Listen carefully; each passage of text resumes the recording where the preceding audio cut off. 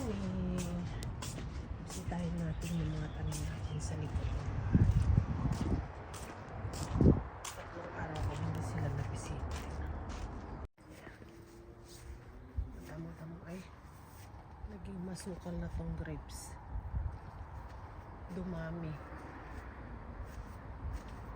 Malalaki na yung ito lang naman ang bunga. Malalaki na sila at may mga patatas. Malaki na. Tingnan yung patatas. Pag medyo nag-dry na to, pwede na silang anihin. Tingnan nyo yung tomato ko. Ang tatangkad na. Marami ng bunga. Marami na akong oh my God! Oh wow! Nginat-ngat! Ayan o. Tignan nyo yung guys yung mga ginawa ng mga animales. Inunahan ako what happening? Ito yung pinakamalaki. Tignan nyo ang tatapang nila. Tas yun pa nilaglag. Ayun my God. Ganito katapang ang mga animal dito. Ayan. Pinutol na na-break. Na-broke na yung sanga. My God. Inunahan ako. Sayang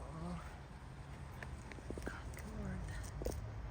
Ayan, matangkad na sila.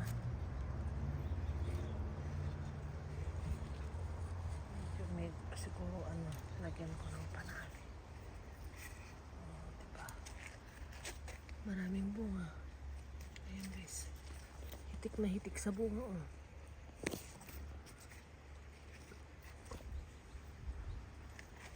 Kunin ko yung papakita ko sa asawa ko. Grabe ang ginawa. Ang laki pa man din. Diba? Sobra napakatapang nila. Tingnan niyo ang palaya ko. Sana all. Diba? Mga talong. Sumabit na sa baba. Ayan. Hindi na yun nabubuhat. Maraming bunga. Ayan, daming bunga nito. Ayan, di ba? Ang daming bunga. Ayan sila. Sobrang ginawa ng Ito mga yung malalaking daga ang gumawa nito. Ang may kasalanan. Ayan, din nila kailangan kuha ko ng pang tungkod. Grabe. Ginawa.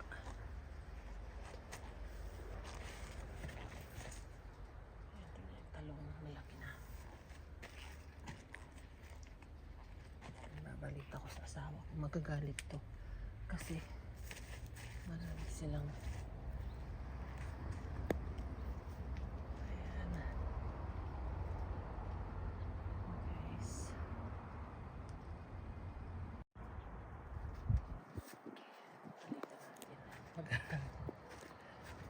Dami-dami pa man din yung